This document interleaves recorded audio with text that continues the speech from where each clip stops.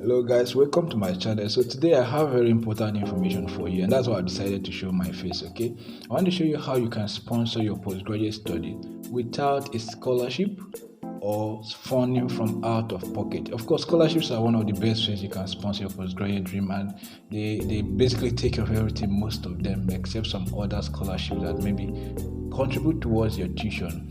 And if you do not have the privilege of getting a scholarship, there are actually a lot of them, and you want to fund out of pocket, we have also had an extensive discussion on this channel about how you can fund your postgraduate dream from your pocket, especially for those who are going to the United Kingdom. So we had a discussion and the feedback has been amazing.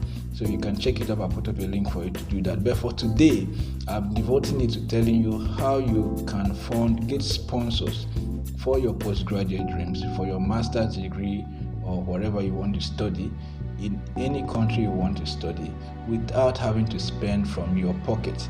The thing is that this is an information that is supposed to be out there, but it's only delivered to people who maybe pay for a migration course.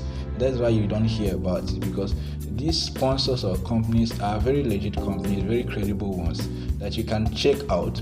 But the information is not out there so readily because they are privileged information to those who search it out or those who pay for courses. But I'm sharing it with you because you've been a very loyal follower of my channel, so I'm grateful for that.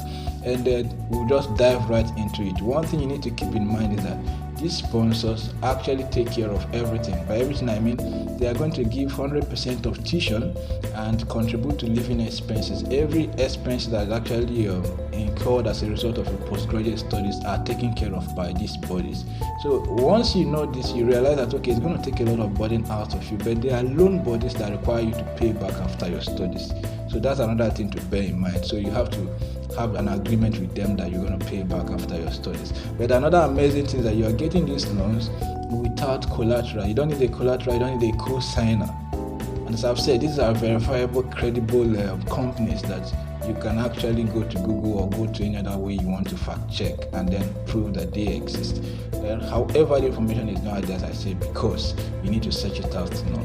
Now, if you have this at the back of your mind, that okay, you're paying back is a loan, and you're paying back when you start working after your master's degree or postgraduate studies, and also the fact that you obtain this funding so easily without co-signers or collaterals, then you ask yourself, okay, if these two things are checked, do I want to do this? If you want to do this, what you need to do is confirm that you are eligible for the sponsorship that they offer. So the company I'll be using today as our example or prototype is Prodigy Finance. Prodigy Finance is a UK company actually registered in London, and they have spent over $1 billion, yes, and sponsored more than 20,000 students, and they sponsor across countries. Okay, so if you want to go through this route, you can consider Prodigy Finance, but there are some eligibility criteria you need to have in place. So I'm going to list some for you. The number one thing, which I believe is most important, is that they support specific schools.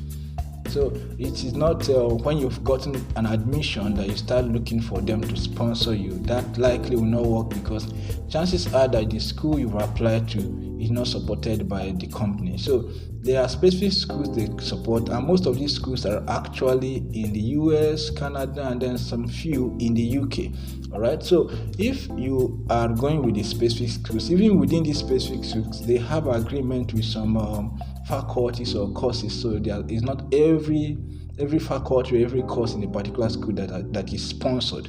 So you look at that and then you tell yourself, okay, my course of study, does it fall within the range of what is sponsored by this company? But then if you are open-minded and you do not have a specific course, a specific country in mind, then this is the perfect opportunity for you, okay?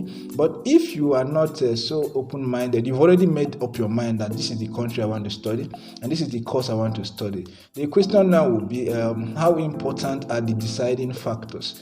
And are those factors modifiable or not? If they are not modifiable, then of course it means this is not an option for you. But if you are open to modification, then you have to ask yourself, against the backdrop of not being able probably to sponsor my education, and having a sponsor who only wants me to attend a particular university or study a particular course, is it a sacrifice worth making? Is it a modification that is worth making? And how much does it influence your career prospect in the future? How much does it influence your life journey generally? So if you realize that the modification can be made and your life will still progress in a fantastic way, then of course this is an opportunity you're supposed to grasp. So you must confirm from the company's website that the school you're applying to and the course you're applying to are covered by this company. So that's the number one. Then the number two thing you have to bear in mind is that they only sponsor you for study abroad. Okay, so they cannot sponsor you to study in your home country. They will cover food, tuition and living expenses here, but it has to be in another country. Any country you have lived in for more than 1 year does not qualify. So, but if you have lived in a country for less than a year, you might be able to get an exception, okay, and then you'll be able to get sponsorship. But they want you to go abroad and study, and that is what they cover.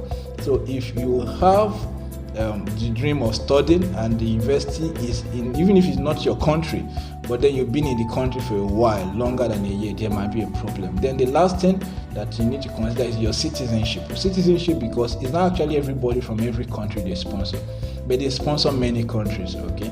So that is important to bear in mind. There are some countries they don't sponsor because of what they say, market regulation, something like that. So market regulation, because of that, they don't sponsor some country. But most of my viewers are from Nigeria, and if you're from Nigeria, good news for you. So they sponsor your country, so you don't have to be worried about that. So the major thing you will be bearing in mind or using to make your decision is, can I modify my study destination? Can you decide to go to US instead of UK? Can you decide to go to Canada instead of UK? Or if you're going to UK, there are some few schools they sponsor. Are you ready to change your school to that school as your school of choice and to streamline yourself to the courses that they are offering? This is not just a problem with loan companies. This is a problem actually with several scholarships, because apart from popular scholarship, you realize that there are so many scholarships that can actually sponsor your studies, but they have specific requirements. They have specific schools they want you to go to. They have specific courses they want you to study. And if you are yet to start your application, there is a golden opportunity for you, because if you're learning of this, then you have the privilege of time to sit down and ask yourself some serious questions. But if you are hell-bent, if you decided on what you want to do in life and the specific course, the specific university, and the specific country you want to study, then of course you will be limited in terms of funding options. But if you are open to options, it is unlikely that you are going to have problem getting funding, ranging from scholarship to loan bodies, as I've spoken about, and even to self-funding can be made easier by you getting cheaper schools that are not exactly the schools that you probably would have made your first choice. Now, this is for international bodies funding students, the Prodigy Financial I've mentioned. If you're in Nigeria, there is another one. There's a collaboration Wema Bank has, okay, so to sponsor students in certain universities, mainly universities in the UK, yes, but selected universities too. And this one, you will have collateral and all of that. You have somebody to sign for you, co-sign, I think that's what they call it. So you can check that up too and see if that is what you want to do. But I'm emphasizing more on Prodigy Finance because, as I said, it's easier to get. You don't need cosigner, you don't need collateral, and you're paying when you start working after your degree program. But you have to satisfy the eligibility requirement, the eligibility criteria. So you can just glance through the site and you let me know in the comment section if you think this is what you want to do. If you have further questions, you can ask and I will dig out the information for you. And I wish you all the best in your studies.